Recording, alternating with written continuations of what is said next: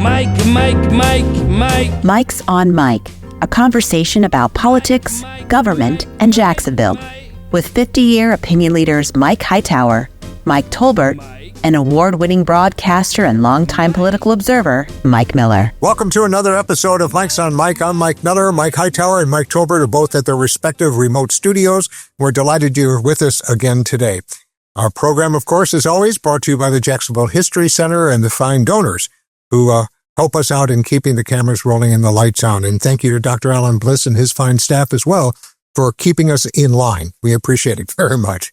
Last week, our guest was Jacksonville political pollster Bruce Barcelo, who has spent much of the last 30 years in the Ukraine as an advisor on free and fair elections. Bruce has been helping that country transition to democracy after the fall of the Soviet Union.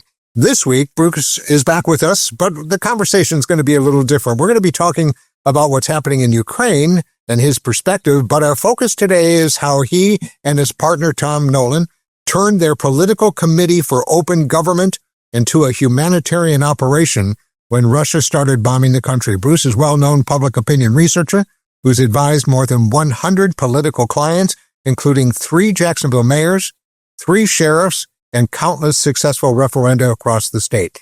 As we told you last week, Bruce has reported and worked extensively in Ukraine and other Soviet republics.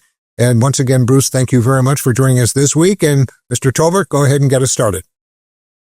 Sure. Bruce, I want us to go back to February 22nd of 2022, when you first heard that Russia had invaded Ukraine. Tell us, what did you think at that point? What did you do? And who called you? Who did you talk to right away? Well, for the preceding several months, we have been talking to our team in Ukraine, which is a public affairs firm, former IRI country director, and he lives there. We were watching the buildup of troops and materiel, so we were in constant contact. The actual invasion happened on a Thursday morning, if I remember correctly, and we were in constant contact. Our 2 other board members, Tom Nolan, a partner for more than 30 years, and David Wilcox, late David Wilcox, who was a lawyer and a formative board member. We were trying to figure out what to do. And a lot of my friends in the past 30 years called me and said, look, we got people who want to donate. To humanitarian relief. And, in that circumstance, it's a war zone. So, the International Red Cross and those in UNRWA and all that, they don't go there then. Oh, you're dying? Yeah, hang on. Well, once the shooting stops, we'll be there.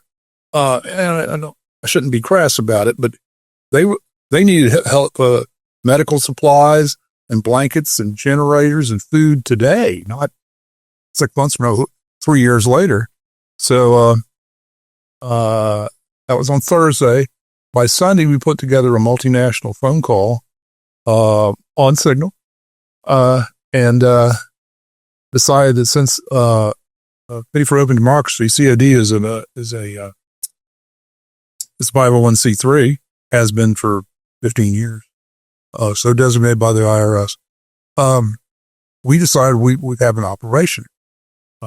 We would take in, we never asked anybody for a dime, 15, but we went ahead and opened up the coffers and started figuring out ways to bring in money.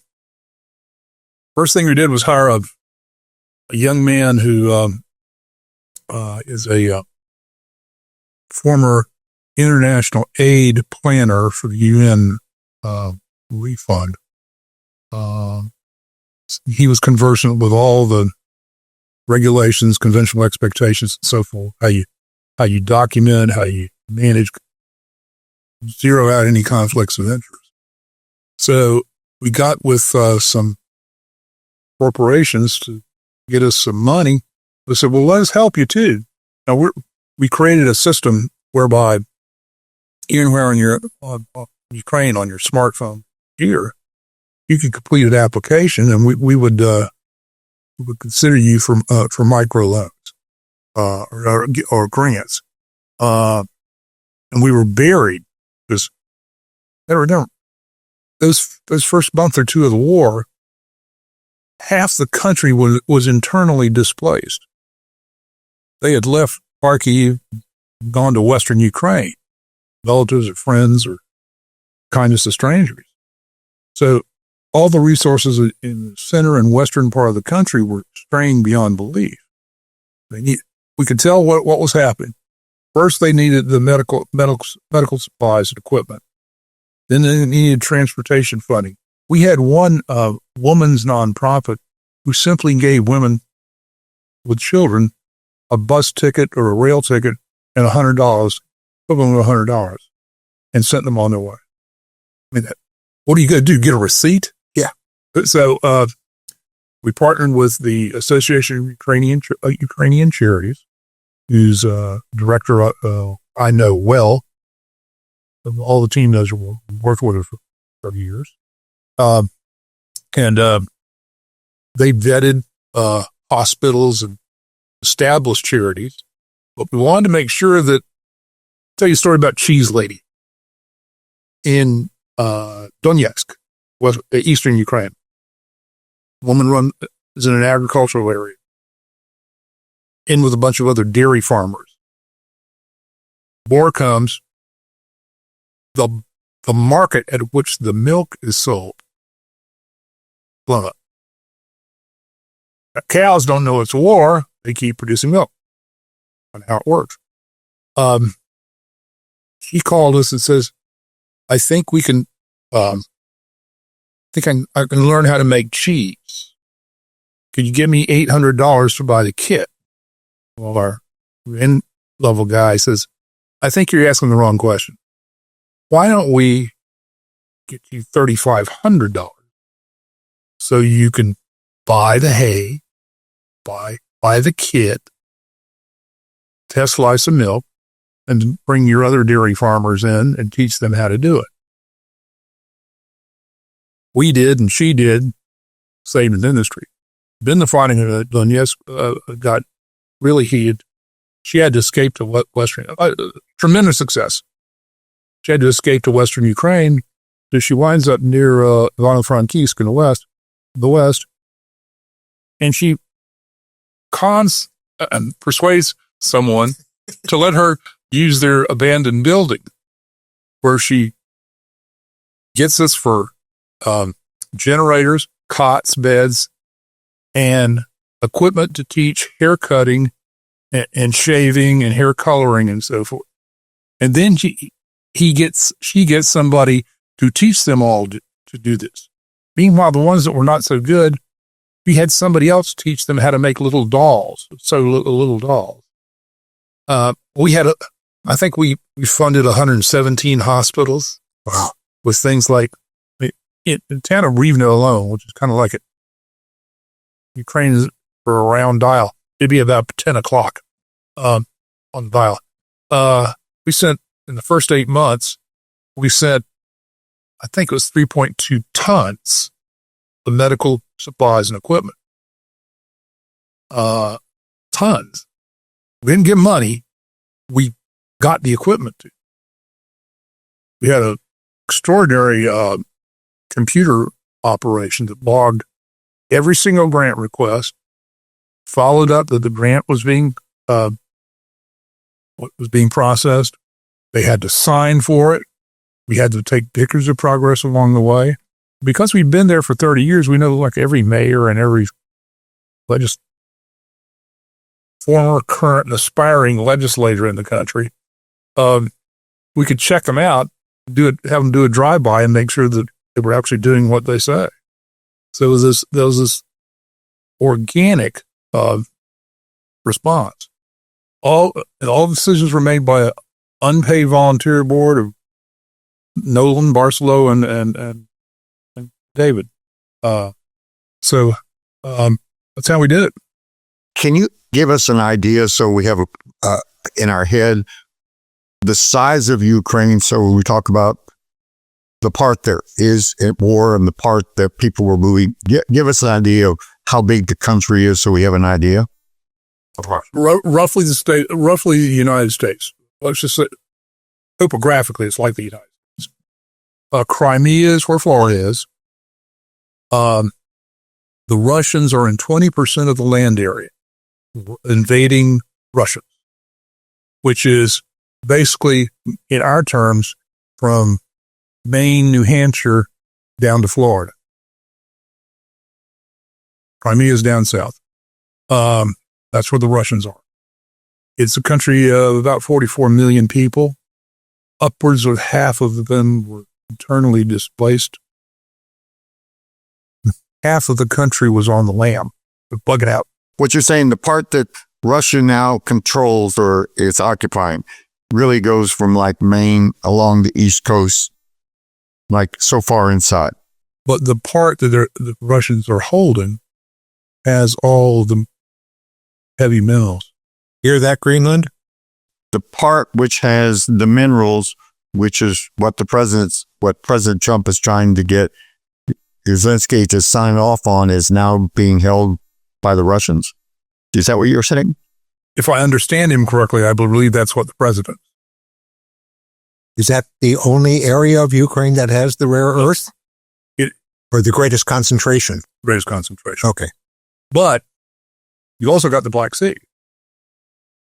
And by having two areas on the Black Sea under Russian control, they've got an argument for drilling rights in the Black Sea. Which goes back to your former conversation.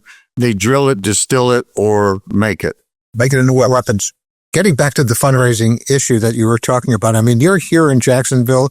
You're talking about a war that's 6,000 miles away from here. Just creating a fundraising infrastructure has to be an incredible challenge. How were you able to do that? And how long did it take you to put that together? We sat out on that Sunday afternoon in February 3 years ago, and we had one of the hard talks you have in a campaign. Yeah. Where you say, okay, no kidding, here's where we are, right? We've never done this. We don't know how.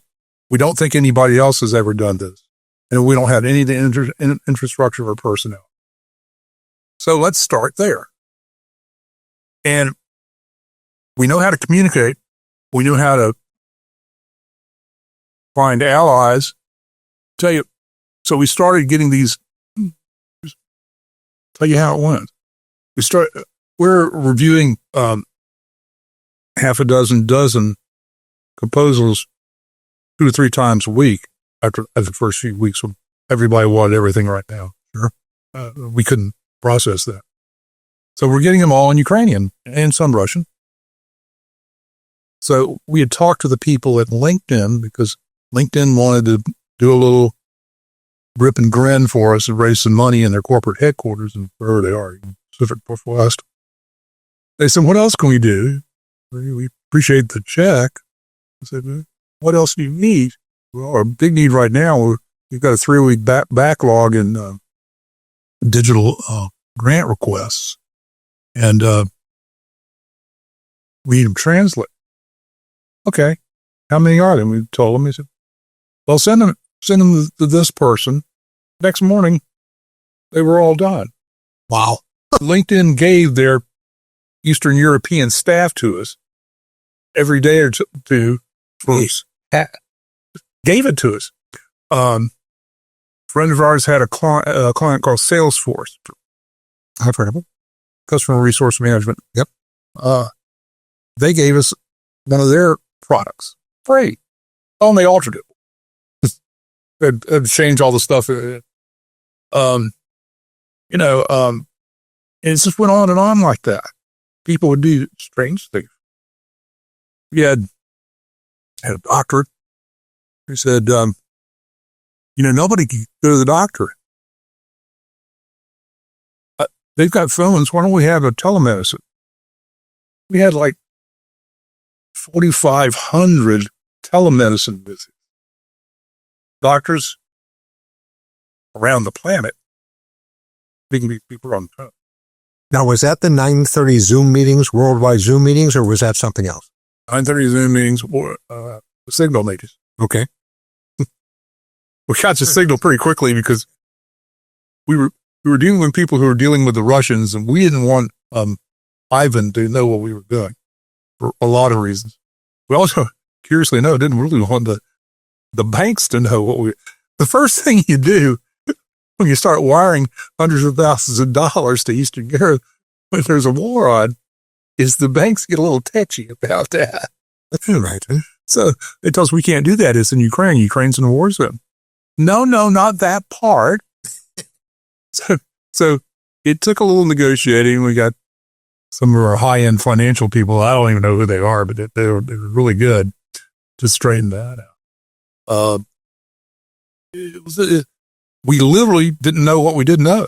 We started giving money to people. You know, Bruce, you told us about the cheese lady. I want to know about the lady in Donbass who picks up the food and medicine every morning and delivers it. How did you get connected to that person? She heard about us abroad. It wasn't any more complicated than that. I'm sorry? She heard about us and she applied. So we followed up immediately. We found out that you send them an email to confirm what you talked to them on the phone about, because you had to. There are different levels of comprehension. But no, you had a certain. We check with the mayor or somebody. I don't remember each case, but we check with somebody to make sure she. Well, you relied on Ukrainians helping Ukrainians, didn't you? It was astonishing. Astonishing. We had one guy. I probably should see if I can say this the right way. We had a farmer who had need to tend something with his tractor out of his field. I don't know what it was, but he didn't call us because it was a wagon. He called us because it was something else, and we made real sure we didn't learn. Maybe a tank. Maybe a tank. Bruce, we're going to kind of put you on the spot.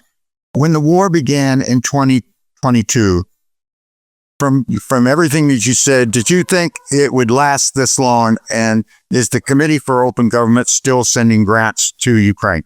First of all, we reconstituted our board. We are still taking money, and we're using intermediaries to work to do the client service work and grant management. But we're watching the intermediaries, and it's like the Association for Ukrainian Charities and people like that, and we know we can trust. I'm the youngest. I was the youngest of the board members, and I'm 72. I don't need a third career in my own. Now we were in 8 months. We raised $1.7 million, and none of us had ever raised more. That's pretty extraordinary. About $200,000 a month. Most of our grants were in the $1,700 range. Every one of them had a follow-up. One of them signed an agreement. 95% of the donations were not from people of Ukrainian descent. You and I have talked before about the Ukrainian population in Jacksonville, because we have a very active Ukrainian church that's in town that we discussed over breakfast a couple of times, I think. How active were they in the fundraising situation and the support that you needed? Bless their hearts, they were doing all the fundraising for their heart. We couldn't really hit. We were trying to get low-hanging fruit somewhere else. They were very useful at helping some people these up. Bruce, so Bruce, y'all are still getting grants. I mean, you're still sending stuff to the Ukraine through this organization, the Committee for Open Government. Last time I checked, which was November, we were at 2.5 million. And by the way, we're going to have contact information about the organization here on screen in just a few minutes when we wrap up the show. So please make sure that you write it down or take note of it if you would like to help out. I'm going to really mess up this name, but please bear with me for just a moment, will you? What is Operation Paliatia? Paliatia, forget what it means.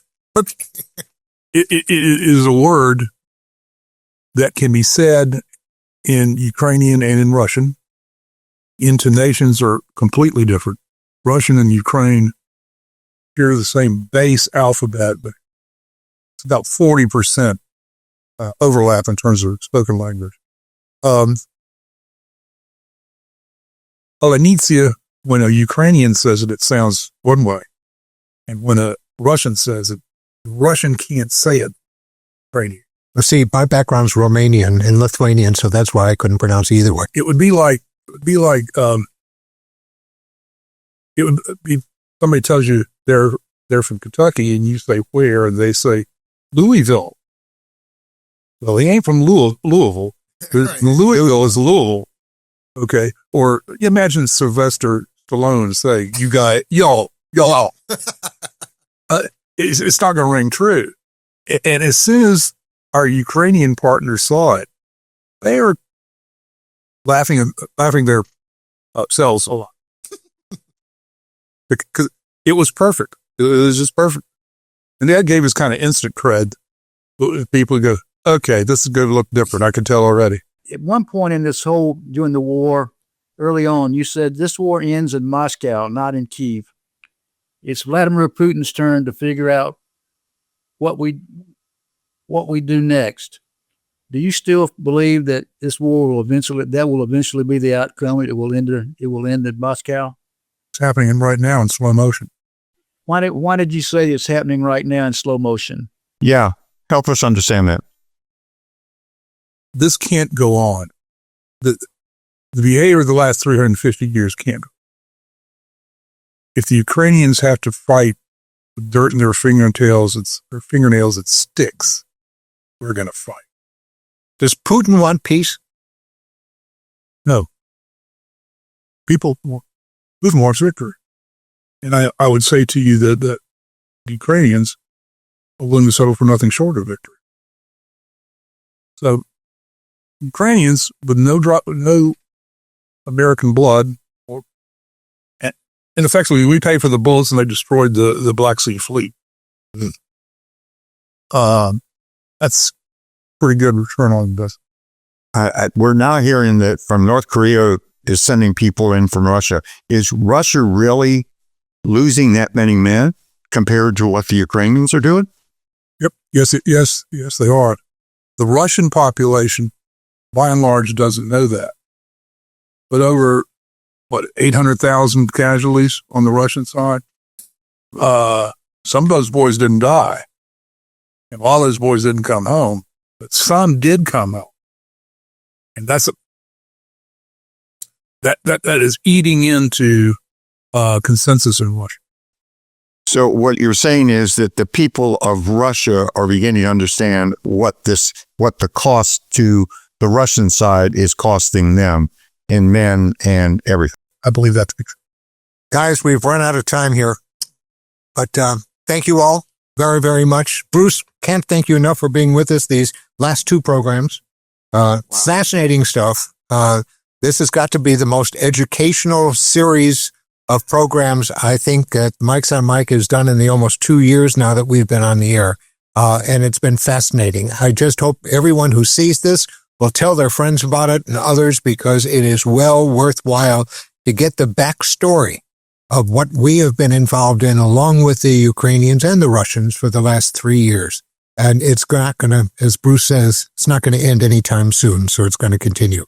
And that's going to do it for us. Once again, our thanks to the Jacksonville History Center, and thank you all for joining us for this week and previous weeks as well. We'll be back again next week. And until then, have a good time. Take care. Mike's on Mike with Mike Tolbert, Mike Hightower, and Mike Miller can be found on your favorite podcasting platform, Facebook, and YouTube. Visit the website at mikesonmike.com. Join us next time for more conversation with Mike's on Mike.